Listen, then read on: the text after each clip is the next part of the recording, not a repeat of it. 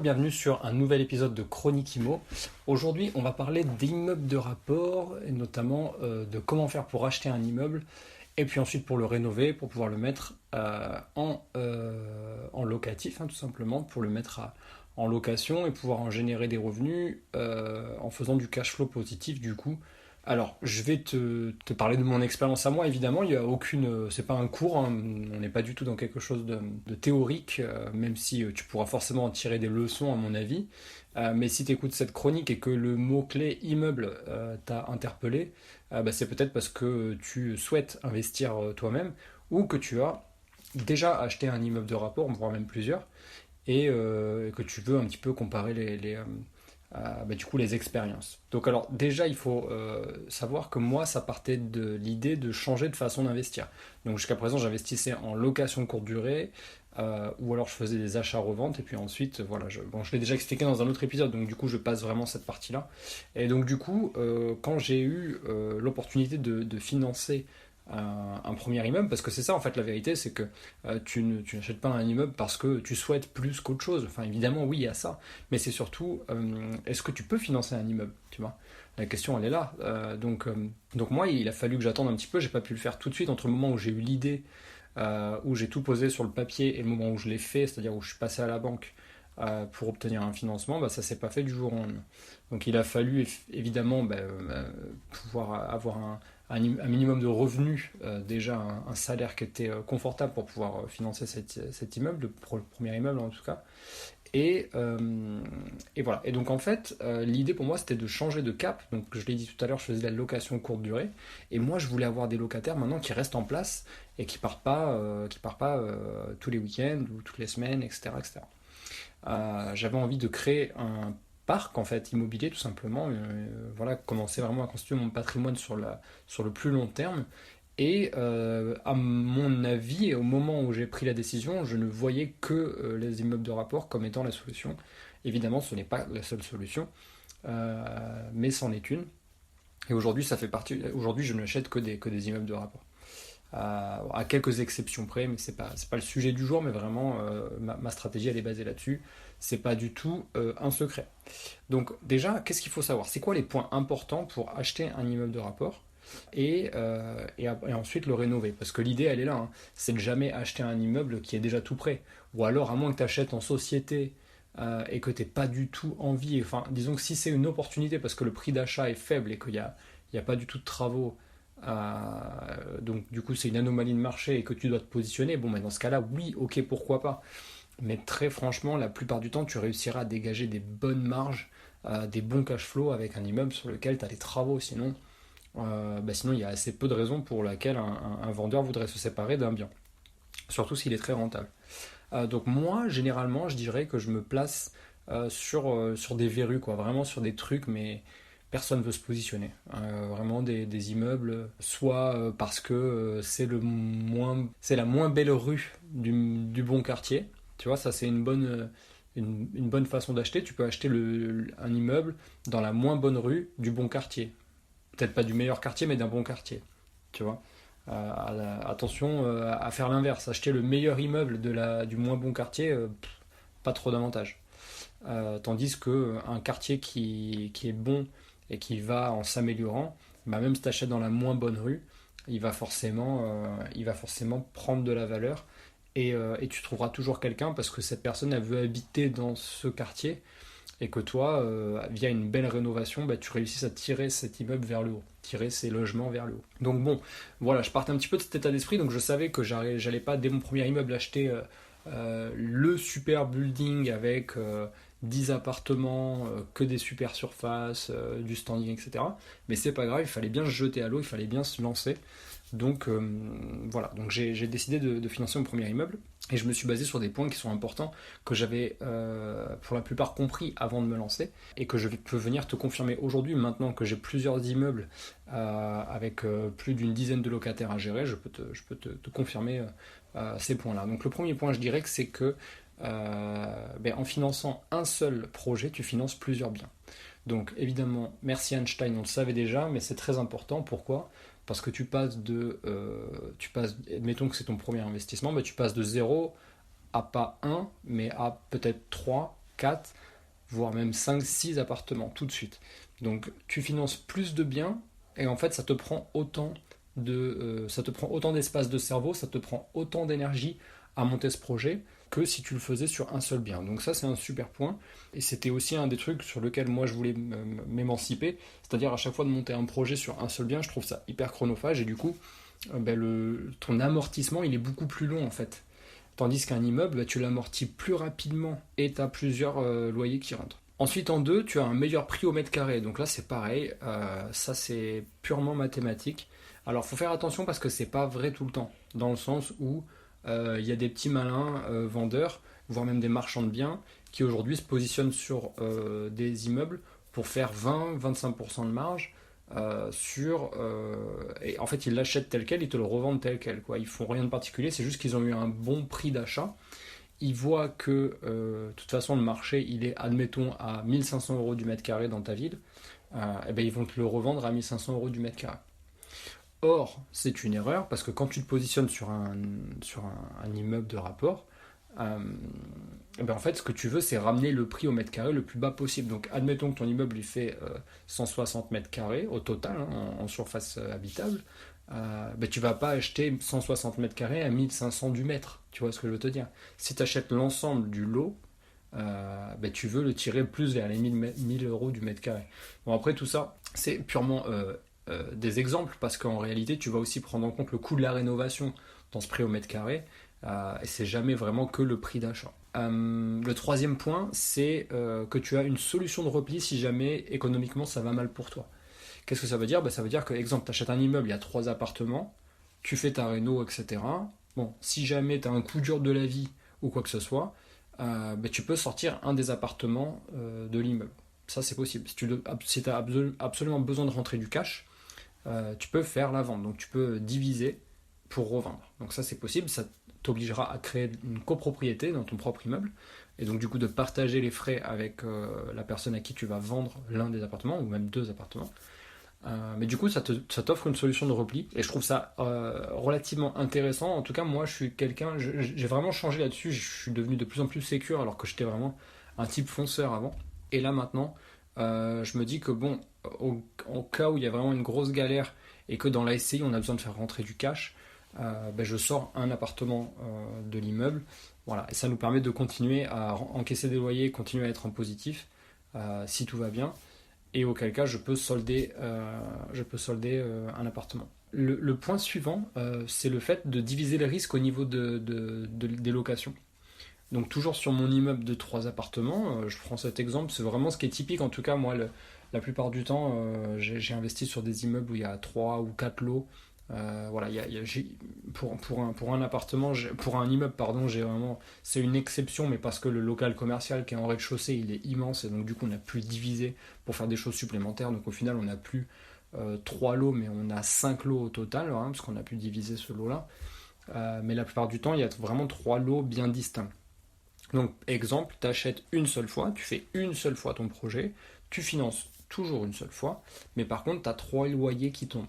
Donc tu as 3 loyers qui tombent, tu divises le risque, peut-être que tu vas avoir un impayé, c'est possible, hein, c'est vraiment pas impossible, voilà, il faut être clair là-dessus. Mais par contre, du coup, tu en as toujours 2 qui tombent. Et puis si jamais le sort s'acharne sur toi et que tu as 2 impayés, tu en as toujours un qui tombe. Alors, moi j'aime bien dire qu'un projet qui est ultra rentable, c'est facile à calculer, c'est quand, exemple, tu as 3 loyers et que tu as besoin d'un seul loyer pour rembourser le crédit. Je te donne un exemple. Tu as 3 appartements, ils sont tous loués 450 €, et toi, tu as une mensualité de crédit de 450 €. Donc ça veut dire que ton rez-de-chaussée, il te paye ton crédit, ton deuxième étage, il te paye tes vacances, et ton troisième étage, il te paye tes restos. Voilà, vraiment, c'était des exemples lambda, vraiment pour catégoriser, faire des cases, mais en réalité, c'est pas comme ça, mais voilà, tu as compris l'idée. Et pour terminer, je dirais que tu as plus d'opportunités. Et ça, c'est pour revenir sur mon immeuble tout à l'heure où je te disais que j'avais que 3 lots sur le papier et qu'au final, je me retrouve avec 5 lots. Oui, tu as plus d'opportunités. En fait, tu achètes un immeuble, donc au fur et à mesure de ta rénovation, tu vas peut-être tomber sur des choses positives ou négatives. Alors souvent, on dit que c'est du négatif quand il y a ce qu'on appelle des surprises de chantier. mais des fois tu peux les tourner à ton avantage. Et moi j'ai vraiment, enfin, en tout cas c'est comme ça qu'on peut me définir, je dirais, j'ai l'avantage de voir le verre toujours à moitié plein. Et donc du coup, tu vois, si jamais il se passe quelque chose de négatif dans les travaux, ben, je vais essayer de le tourner à mon avantage. Là, tu vois, j'ai notamment transformé un immeuble de 3 lots en 5 lots. Et en faisant ça, ben, j'ai créé une opportunité de diviser les modes d'exploitation. Et donc, du coup, sur une partie, j'ai fait un mode d'exploitation type stockage. Sur l'autre partie, je vais faire un mode d'exploitation type atelier. Et donc là, je parle au futur parce que c'est pas encore fait. Ça va être de la location où les gens vont pouvoir venir exercer un métier de jour, mais par contre, ils peuvent pas dormir sur place. Enfin, voilà, c'est vraiment juste atelier, quoi. Et une autre partie où c'est un local, ça reste un local commercial, il faut que ce soit un bureau, voilà, pour, un, une profession libérale, etc. Ça, c'est vraiment les points importants, je dirais, et plutôt positifs de se positionner sur des immeubles de rapport. J'avais fait un épisode auparavant sur pourquoi c'est intéressant d'investir dans les immeubles de rapport. Donc là, j'ai repris des points qui me semblent importants, que j'avais déjà énumérés dans cet épisode. Mais il y a aussi d'autres points qu'il faut que j'annonce, parce que je ne peux pas parler que du positif. Il y a aussi d'autres choses qui sont pas forcément... Tu n'es pas obligé de les catégoriser tout de suite comme quelque chose de négatif, parce que tu aurais quand même besoin de savoir ça si tu achetais un seul lot, si tu achetais un seul bien, par exemple, un seul appartement. Mais je voulais quand même mettre le doigt dessus parce que on peut pas non plus. Moi, je suis pas du tout le genre de gars à te dire ah, mais c'est trop bien l'immobilier, mais c'est trop facile, je comprends pas que les gens ne le fassent pas, etc. Si je t'expose pas tout, tu vois, derrière. Je peux pas me permettre d'ouvrir ma bouche si je te dis pas toute la vérité. Et donc la vérité avec les immeubles de rapport, c'est que tu as forcément plus de travaux, dans le sens quantitatif. Et même, bien souvent, ils sont plus lourds. Pourquoi? Parce qu'il y a toute une histoire de distribution des réseaux. Donc ça, c'est ce qui va concerner l'eau, l'électricité, le gaz. Donc tout ça, c'est ce qu'on appelle des colonnes, de colonnes de réseau. Donc il faut enfin, voilà, faut être un petit peu averti par rapport à ça. Hello, je me permets de couper cet épisode en plein milieu pour t'annoncer que j'ai ouvert un fil Telegram pour ceux qui se passionnent vraiment sur l'immobilier rentable. Ce groupe s'appelle Pensée Imo et il me permettra de partager des anecdotes quotidiennes, des astuces, des photos et vidéos et bien sûr de discuter avec toi en direct et de répondre aux questions de tout le monde dans le groupe. Pour rappel, le fil Telegram s'appelle Pensée Imo, donc Penserimmo. Donc je te retrouve de l'autre côté dans le groupe et on retourne à notre épisode du jour. Bien connaître la réglementation du plan local d'urbanisme par rapport à ce qui te laisse faire et ce qui ne te laisse pas faire dans ta rue, dans ta commune et voilà, dans ce que tu peux faire sur ton bien. Parce que même si tu es 100% propriétaire de ton bien, sache que tu n'es pas tu ne peux pas faire 100% de ce que tu veux. Ouais. Malheureusement, tu vois, moi par exemple, j'ai des immeubles dans lesquels je ne peux pas changer les vitres et pourtant ils mériteraient d'être en double vitrage, mais pour des raisons administratives, l'urbanisme ne me permet pas de mettre du double vitrage, ou alors ils me le permettent, mais avec leurs conditions, à savoir 5 fois le prix d'une fenêtre, par exemple. Là, j'ai un devis pour une porte-fenêtre avec le cahier des charges qu'ils proposent, et on est aux alentours de 5 000 € la porte-fenêtre, alors qu'en PVC, on est à 1 300. Donc voilà, donc tout ça pour dire que la notion de travaux, c'est un truc qui est forcément plus important. Alors après, quand je parle de travaux, il y a aussi des travaux qui sont moins lourds et que c'est juste après juste du quantitatif.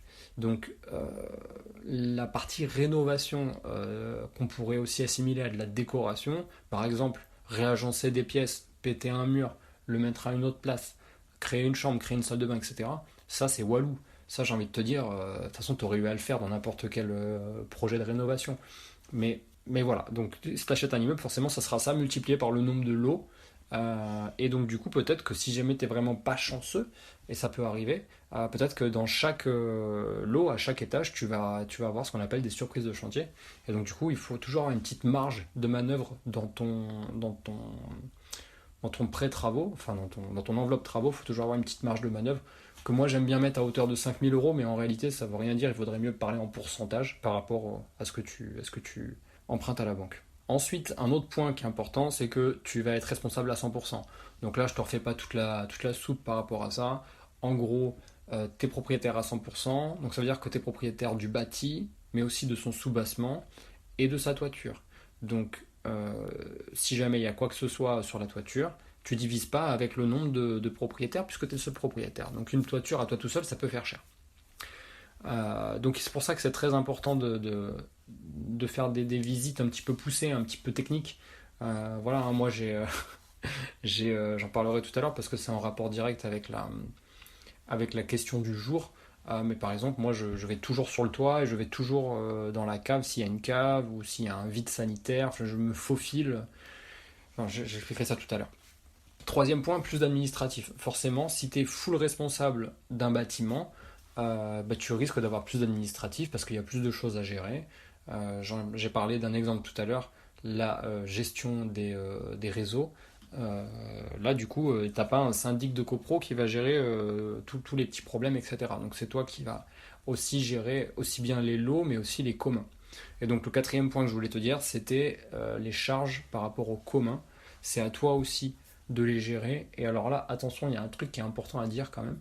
C'est qu'aujourd'hui, quand tu achètes un immeuble de rapport, il est important que tu aies un compteur individuel pour les communs.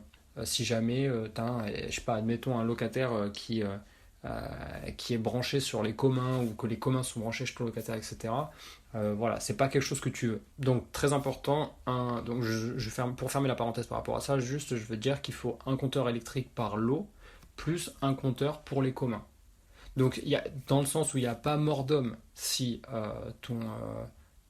les communs sont branchés chez un locataire, mais par contre il faut qu'il le sache. Faut pas que ça soit caché parce que le jour où il découvre le poteau rose, c'est juste pas cool. C'est juste pas cool envers le locataire. Donc quand il le sait et que vous vous êtes mis d'accord peut-être sur une compensation, dans ce cas-là c'est ok. Ça c'était pour l'exemple, je referme la parenthèse. Donc en conclusion, moi je pense que les immeubles c'est un super truc. Et moi, je me suis positionné sur les deux façons de faire, à savoir rénover à 100% via des entreprises, c'est-à-dire j'ai financé, d'ailleurs c'était pour le premier, j'ai financé l'immeuble plus une enveloppe travaux, j'ai rien eu à faire. Voilà, j'ai payé les agences, j'ai payé les artisans, ils sont venus, je me suis évidemment déplacé sur le chantier, j'ai surtout utilisé mon temps à apprendre d'eux, parce que je me formais aussi sur les techniques de gestion de chantier, etc. Et vis-à-vis de ça, le deuxième que j'ai fait, par contre, j'ai été beaucoup plus impliqué, et d'ailleurs j'ai même été un peu short sur mon calcul de travaux. Donc sur cet immeuble-là, il me reste actuellement des lots qui sont pas rénovés, alors que l'enveloppe travaux, elle, a été épuisée. Donc tu vois, il faut être bon sur ton calcul. Moi, j'avais une raison à ça, c'est que je savais que je n'étais pas finançable au-dessus de ce que j'ai demandé.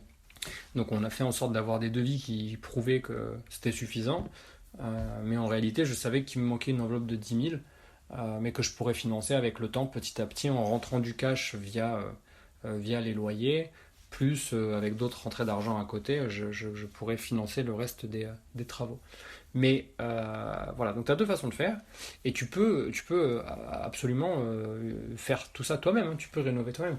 C'est juste qu'en fait quand tu fais des projets comme ça, il faut que tu te dises, est-ce que mon objectif c'est d'être rentable très vite, c'est-à-dire faire du cash flow très vite, ou est-ce que je veux plus de cash flow, mais utiliser mon temps pour rénover en fait. Moi j'avoue que je suis un peu tiraillé par rapport à ça, parce que j'adore passer mon temps dans les travaux, sur le chantier, etc. Mais je peux aussi très vite me lasser, surtout si par exemple j'ai pas les compétences ou que j'ai pas le matériel, tu vois. Et ça m'est déjà arrivé de commencer à faire, tu vois, typiquement, j'ai fait l'année dernière du raillage, donc j'ai monté des cloisons en rail, etc. Mais il me manquait des choses, tu vois. Il me manquait notamment une pince, ça paraît débile, mais il me manquait la pince, la pince qui est super, une espèce de cisaille là, exprès pour l'aluminium. Et il me manquait ça, et en fait ça me saoulait parce que j'avais une espèce de vieille grignoteuse de pas cher, quoi, tu vois, et j'y arrivais pas, ça me prenait un temps phénoménal, ça me foutait des crampes à la main, etc. Donc j'étais pas dans de bonnes conditions. Donc tout ça pour te dire que, pour conclure, si tu achètes et que tu rénoves un immeuble de rapport, il faut que tout de suite tu fasses, avant de te positionner, tu fais ton calcul de renta avec un maximum d'enveloppe travaux. Vraiment, il faut que tu te poses une limite de dire, par exemple, si je finance pas l'immeuble, si l'immeuble il crache pas à 8 ou 9%, et que j'ai une enveloppe travaux à plus 5% ou plus 10% de ce que j'ai besoin si jamais il n'y a pas de problème, mais dans ce cas-là, j'y vais pas. Tu vois, ça peut être ta condition, mais déjà en te mettant une condition, en te mettant une barrière, une barrière à l'entrée, bah, tu sais que tu vas pas te positionner sur plein de projets. Et par contre, quand tu te positionneras sur un projet, tu sais que tu as toujours de la marge de manœuvre. Donc en réalité, tu es 8,5-9%. En réalité, c'est peut-être du 10, 10,5% si jamais il n'y a aucun problème sur le chantier, tu vois. Et en même temps, je me dis que si tu as de la marge de manœuvre et que tu veux pas l'utiliser parce que tu as du temps et que tu peux aller toi-même sur le chantier faire des choses enfin voilà, donc du coup faire une économie sur ce que tu paierais à un artisan, dans ce cas-là, c'est tout à fait ok. Parce que en attendant que tu aies débloqué toute ton enveloppe travaux, en plus, le bel avantage, c'est que tu peux faire du différé, tu vois. Tu fais du différé, donc tu payes que ton, que tes intérêts intercalaires et tu payes pas ton amortissement de crédit. Donc, ça peut être aussi une bonne chose, mais il faut bien réfléchir. Je te dirais d'être prudent sur tes calculs et pour un immeuble de rapport, plus que sur un lot isolé, faut vraiment être sûr à 100% de tes calculs et de tes maths avant de te lancer.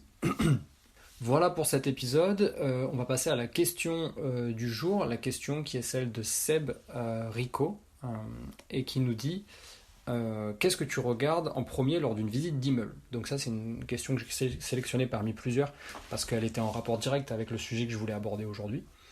Merci pour la question. En fait, ce que je regarde en premier, en fait, c'est exact. Tu sais, la première chose à regarder quand tu achètes un immeuble complet, c'est de regarder la boîte. Donc, quand je dis regarder la boîte, ça veut dire regarder le soubassement, regarder la toiture et sa charpente évidemment, et regarder les murs, qu'ils soient façade ou pignon.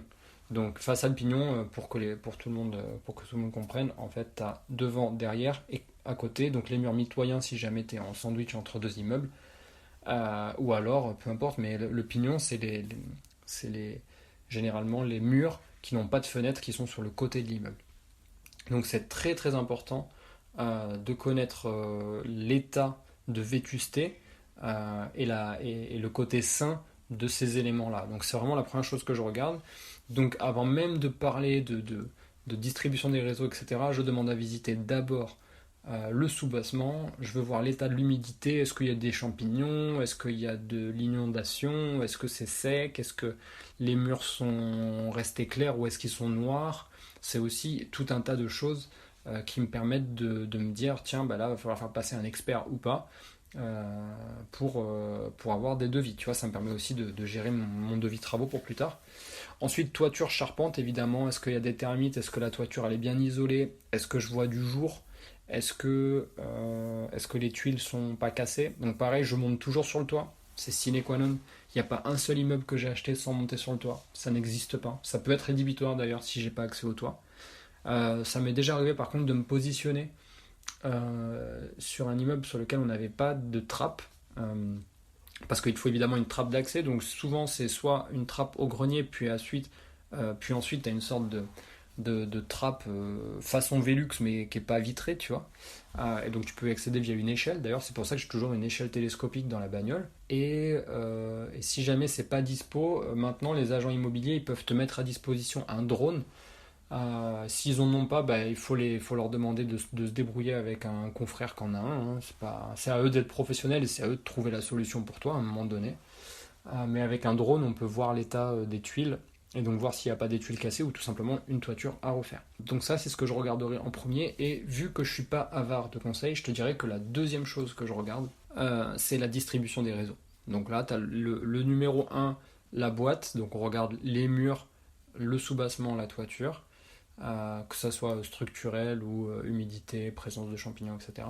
Et en 2, distribution des réseaux. Et donc là, je parle évidemment d'eau et d'électricité parce que le gaz, je suis complètement déconnecté de ça. J'ai pas d'immeuble où. Enfin, il y en a un où il y avait du gaz, on l'a supprimé. Enfin, voilà, c'est pas du tout un truc que je te conseille de mettre à disposition à tes locataires. Sauf si du jour au lendemain, le prix du gaz défie toute concurrence. Mais c'est pas du tout le cas, surtout en ce moment.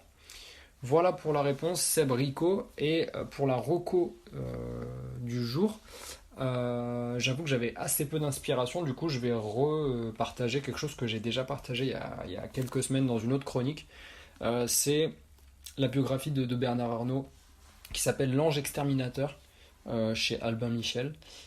Elle est assez peu connue, je dois dire, et je sais pas pourquoi, mais elle est vraiment folle Cette biographie, lui, il ne l'a pas voulu, hein, Bernard Arnault, cette biographie, donc c'est quand même important que je le précise.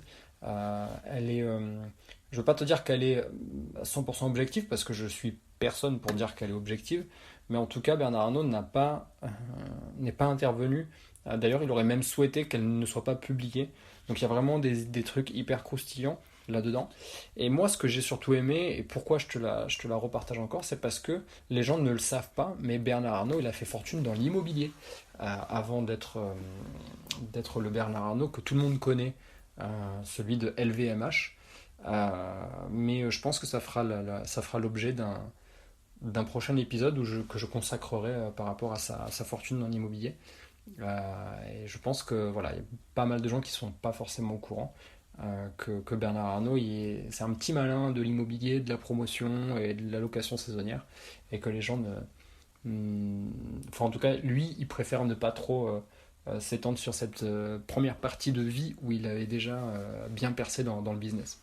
Voilà, je te remercie d'avoir écouté l'épisode, je te dis à très vite dans une prochaine chronique. Salut!